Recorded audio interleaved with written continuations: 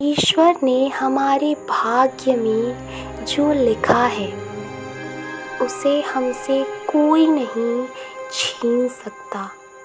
लेकिन अगर हमें अपने ईश्वर पर सच्चा भरोसा है तो हमें वो भी मिल सकता है जो हमारे भाग्य में नहीं लिखा होता। इंसान का मुश्किल वक्त उसके लिए एक दर्पण की तरह होता है जो हमारी क्षमताओं का हमें दर्शन करवाता है। जो दूसरों की तकलीफ़ों को समझते हैं, जिनमें दया है, दिल से अच्छे हैं, उन्हें दोबारा जन्म नहीं लेना पड़ता। इस पूरे ब्रह्मांड में ऐसी कोई ताकत नहीं जो इंसान की इच्छाओं की पूर्ति कर सके, क्योंकि इंसान की इच्छाएं एक समुद्र के समान होती है जिसे कभी भी भरा नहीं जा सकता। अगर कोई मनुष्य हमारे साथ बुरा कर रहा है तो उसे करने दो, यह उसका कर्म है और समय उसके कर्म का फल उसे ज़रूर देगा। लेकिन हमें कभी भी किसी के साथ बुरा नहीं करना चाहिए, क्योंकि यही हमारा धर्म है। दुष्ट लोग अगर समझाने मात्र से समझ जाते ना, तो यकीन मानो महाभारत कभी नहीं होता। श्री कृष्ण कभी भी हमारा हाल नहीं पूछते, पर वो हमारी सब खबर रखते हैं। श्री कृष्ण अपने सच्चे भक्तों पे हर घड़ी नज़र रखते हैं। जो हुआ वो अच्छा हुआ और जो हो रहा है वो अच्छा हो रहा है। जो होगा वो भी अच्छा ही होगा। तुम भूत का पश्चाताप ना करो, भविष्य की चिंता ना करो, वर्तमान में जियो।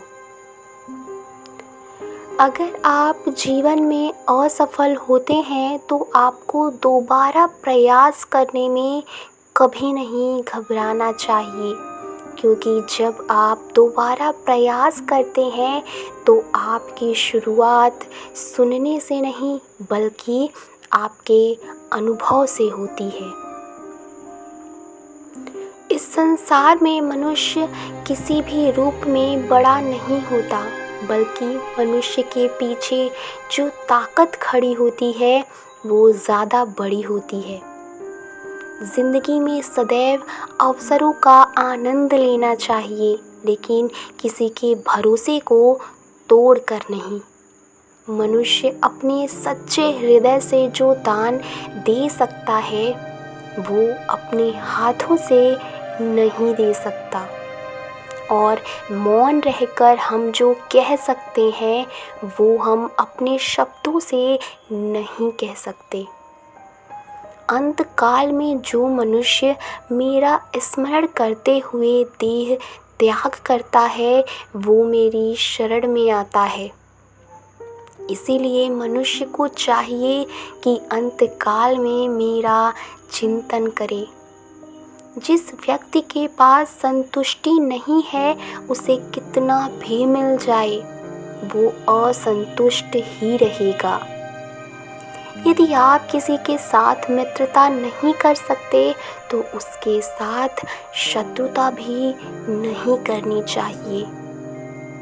जब आपके जीवन के चारों ओर हताशा और निराशा हो, जब दुखों ने आपको हर जगह से घेर रखा हो, तब आप सच्चे मन से कृष्ण जी के नाम का दीपक जलाना और अपना सब हाल श्री कृष्ण को सुना देना। श्री कृष्ण स्वयं आपके सब दुख हरने आएंगे। मनुष्य का जीवन केवल उसके कर्मों पर चलता है।